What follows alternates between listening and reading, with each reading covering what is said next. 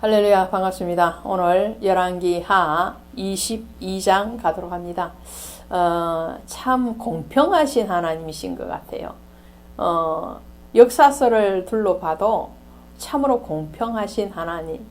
좀 악한 왕이 나오면 그 다음에는 좀 선한 왕이 등장을 하게끔 해요. 선한 왕이 오면 또 악한 왕이 불행하게도 또 따라오는 것도 보기도 해요.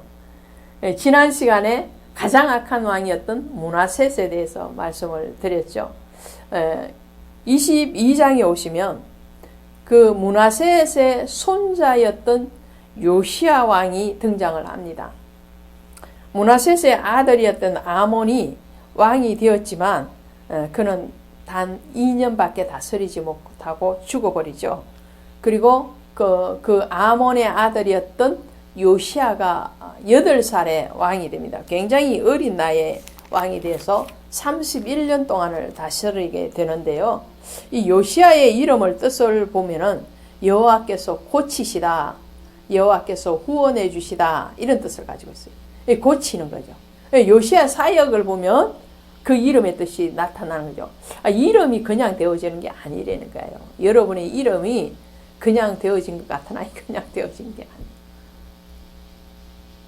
아니에요. 어떤 의미를 있다는 거죠. 부모가 그 자녀에게 이름을 지어줄 때 의미뿐만 아니라 성경에서의 이름은 육신의 부모가 아닌 영적인 부모이신 하나님이 우리를 향하신 뜻이 있다라는 거죠. 므낫셋은 망각하는 자였잖아요. 은혜를 망각하는 자. 근데 요시야는 여호와께서 고치시다, 여호와께서 후원해 주시다 이런 이름을 가지고 있는데 요시야에 대해서 22장, 23장 이렇게 말을 하죠.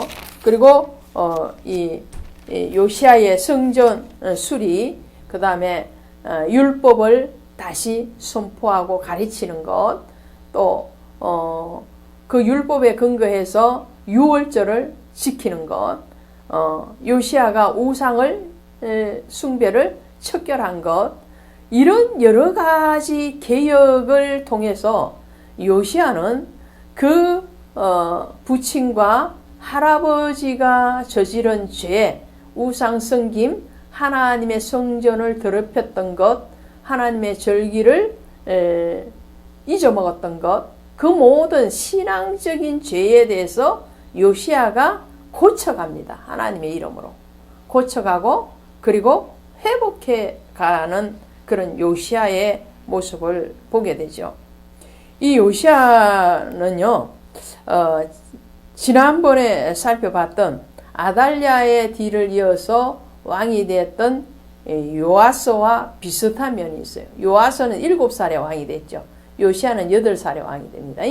그리고 요아스나 요시야의 공통점이 뭐냐면은 무너진 성전을 다시 재건하고 회복시키는, 완전 재건은 아니고요. 이게 허물어진 성전들이죠. 이 요아스일 때는 그 할머니였던 아달랴가 우상을 성전에 가지고 왔죠. 그래서 성전이 우상화되어지면서 다 하나님의 성전이 훼손되었습니다. 그것을 요아스가 성전세를 받아서 그 성전을 수리하는 것을 봤죠. 오늘 요시야는 그 할아버지가 그렇게 했던, 므낫셋이 했던 그런 악행에 대해서 이 성전을 다시 수리합니다. 성전을 수리하는 가운데서 발견되어지는 것이 율법책이에요. 8절에 보니까 대제사장 hil기야가 서기관 사반에게 이르되 내가 여호와의 성전에서 율법책을 발견하였더라. 이 율법책을 숨겨뒀던 거죠. 원래 율법책은 성전에 이렇게 펼쳐져 있어야 되는데 펼쳐져 있을 상황이 아니었던 거죠. 그동안 57년 동안, 그죠? 므낫셋이 다스렸던 55년, 그 다음에 므낫셋의 아들이 다스렸던 2년, 57년이잖아요. 이 57년 동안에 암흑의 시대였다는 거죠. 그러니까 율법책을 소중히 여겼던 어떤 레인이나 제사장에 의해서 율법책이 성전 어떤 비밀 창고에 숨겨져 있는 것을 수리하는 가운데 발견하게 됩니다.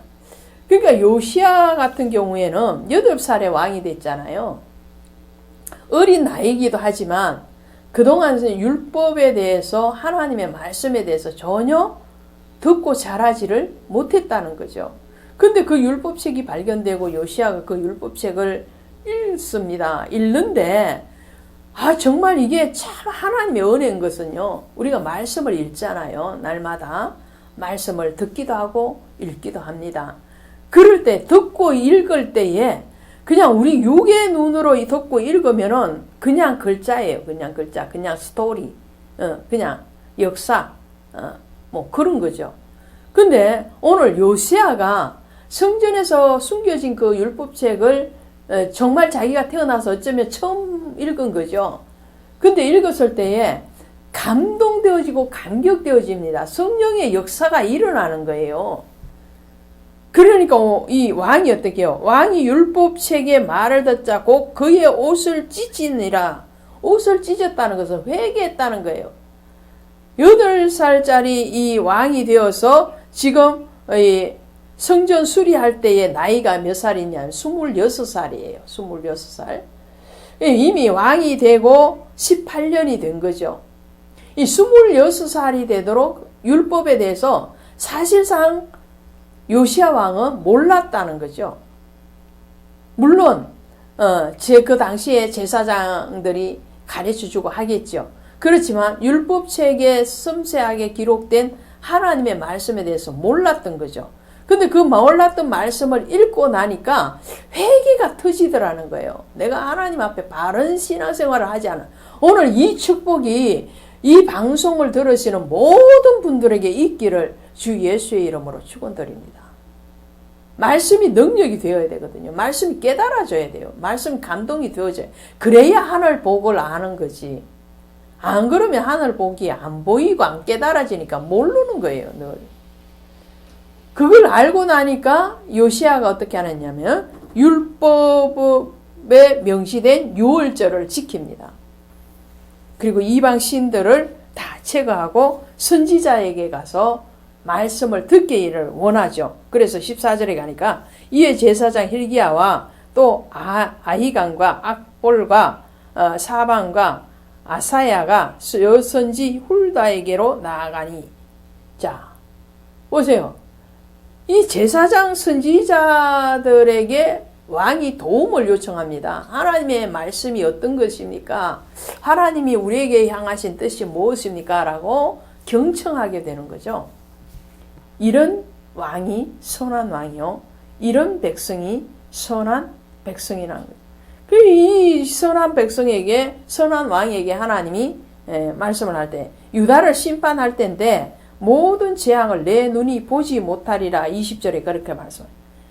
실질적으로 요시야는요, 609년 사망을 하게 되는데, 그 사망을 하고 불과 4년 뒤인 605년에 바벨론 왕이었던 느부갓네살이 예루살렘을 침략을 합니다. 그리고 605년부터 1차 포로로 잡아가거든요. 근데 그 비참한 상황을 요시야는 겪지 않습니다. 왜 그렇습니까? 하나님을 사모하는 그 열심과 그 정직함을 하나님이 기뻐 받으셨기 때문에 그의 당대에 그가 살아있는 동안에 유다의 멸망이라는 그 아픔을 경험하지 않게 하십니다. 오늘 이 은혜 우리 대한민국에게 있기를 원합니다. 감사합니다.